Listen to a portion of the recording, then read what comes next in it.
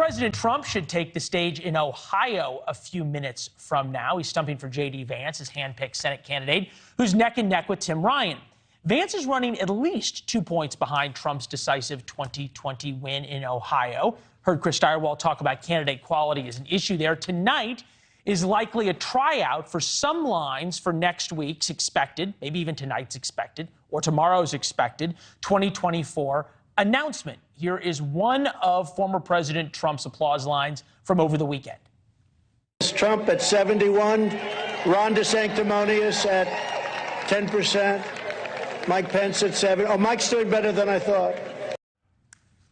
Meridith McGraw is here. Meridith, good to see you, as always. Thank you.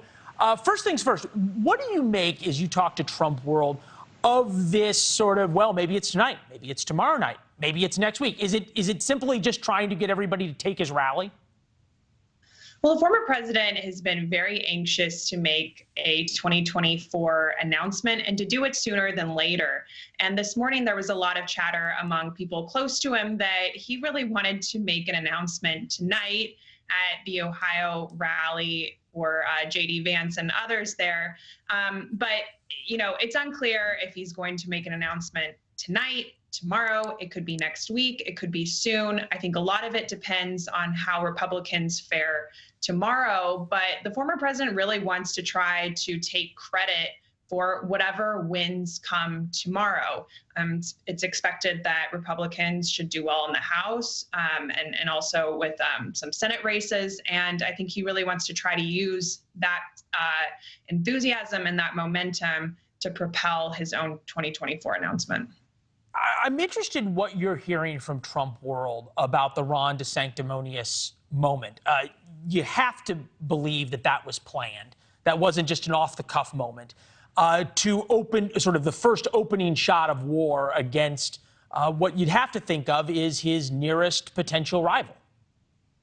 Yeah, for a long time, Trump's advisors and people close to him have tried to downplay the rivalry between Trump and DeSantis and say, you know, this is more of the media blowing things out of proportion. But what we saw at Trump's rally in Pennsylvania was him really taking his first major public swipe at Ron DeSantis, who could be a potential rival for him in 2024. And they've already been at odds in more subtle ways. And obviously, DeSantis endorsed Joe O'Dea on Colorado, and then Trump called that a mistake. And they've had some swipes here and there. But, you know, Trump's new moniker for DeSantis was sort of his way of showing that he notices that DeSantis could be a potential rival for him should both of them announce and choose to run for president. So it seems that rivalry is already off to a start. Right. And obviously, sort of the feeling probably doesn't make much of a difference of doing that to Ron DeSantis when he's on the ballot tomorrow in Florida, expected to win by double digits, but still it's a swipe. Issues important to the voters: 49% the economy, 42% abortion, 40% crime, 38% gun policy. If we go back to the graphic we put up during Chris Stirewalt's hit, where you show the most important issue, not just those that are important. 44% say the economy. How much is Trump's chomping at the bit to get in, him wanting to get in while the issue set is favorable to him, versus the elephant of the room, which is he thinks that if he announces, he's not going to get indicted? Well, I think the latter is certainly a part of his thinking there is, you know, he does have all of these legal dramas that surround him, and announcing could be a sort of way of having a public defense that he's being attacked politically with all of these different investigations.